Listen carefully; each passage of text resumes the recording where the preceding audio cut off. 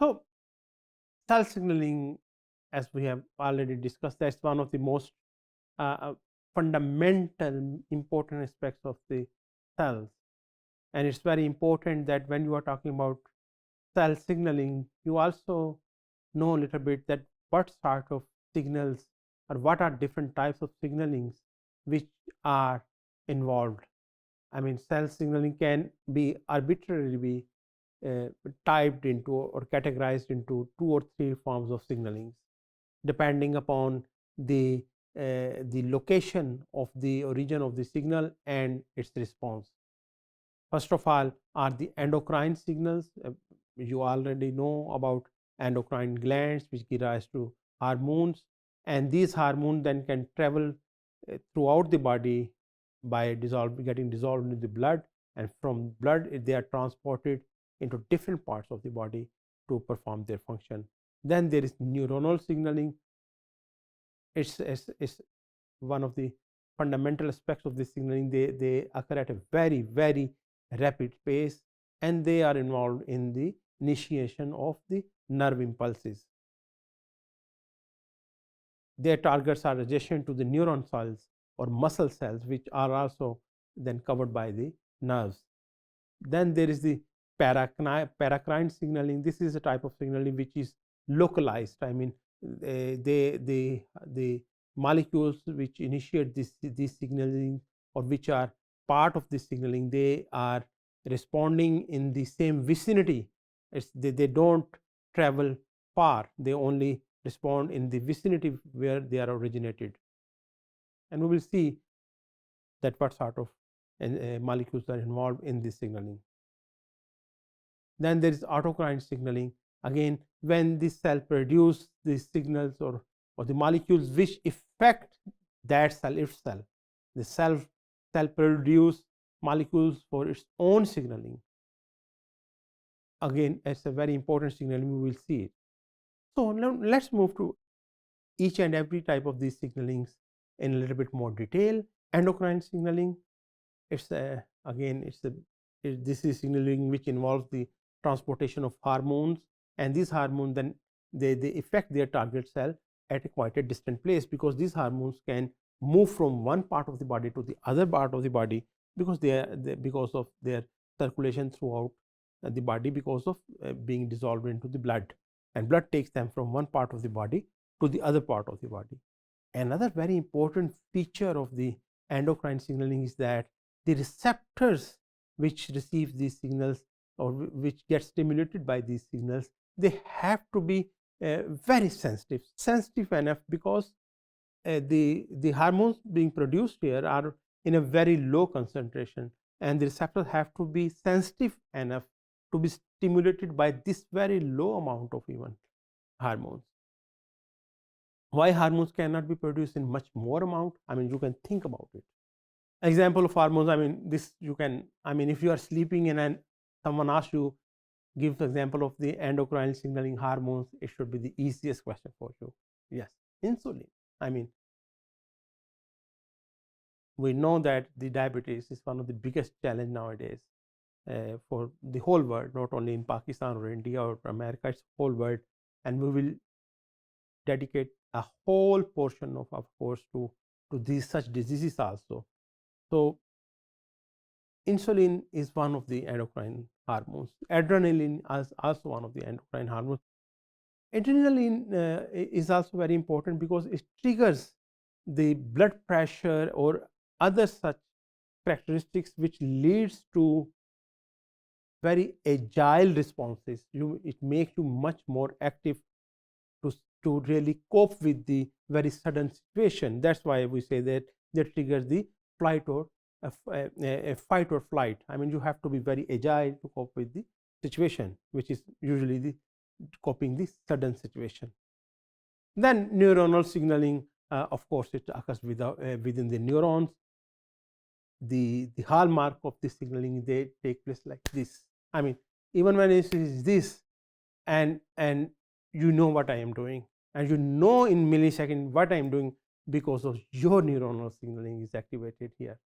And I gave a smile because my neuronal signaling in a milliseconds asked me to give a smile, and you understood that I am giving a smile in milliseconds, again because of neuronal signaling.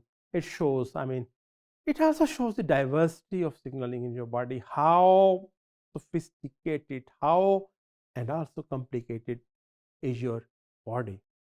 Neurotransmitters are the molecules which is responsible for the stimulation of this sort of signaling or carrying out this signaling. Dopamine and acetylcholine are some of the important signaling molecules which are involved in the neuronal signaling.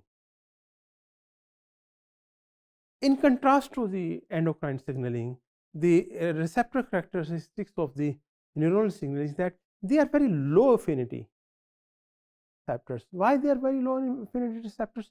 Because these neurotransmitters are produced in much more amount between the synaptic gaps they are produced and accumulated over there, and the receptors have to be of low affinity because the concentration of the transmitting molecules is much higher now. So there have to be balance between the response and the activity, or the between the response and what happens after the response. If, for instance, if the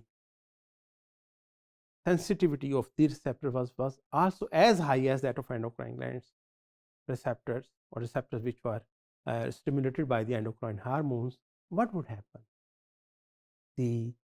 There would have been very, very hyperactivity of your neuronal signaling, which would cause all sort of mess, all sort of problems. Acetylcholine bind to receptors in muscle cells also, and also it leads to the muscular contraction. I mean, you can see my muscles are bit, I mean, I'm moving my arms because of this muscular contraction, which again is part of the neuronal signaling, in which acetylcholine plays a very important role. Dopamine is another very important neuronal signaling molecule, and it is involved in the reward pathway. I mean, pathway which leads to happiness or pleasuring feelings. So it somehow, this dopamine controls your behavioral responses. Then there is the paracranial signaling.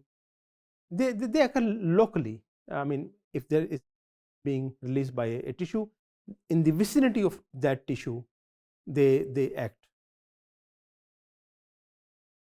and it acts in a dose dependent manner. I mean, more the molecules involved, more will be the response. In, for example, in common growth, they are involved in the growth, in the developmental stages, in the growth of the organism. For instance, the growth factors, the fibroblast growth factor, it stimulates the cell proliferation and also differentiation, which is responsible for the overall growth of your body. Also, nitric oxide, it also is involved in the paracranial signaling, is control the blood flow. It's also involved in the uptake of the glucose. So these are certain examples of the paracranial signaling.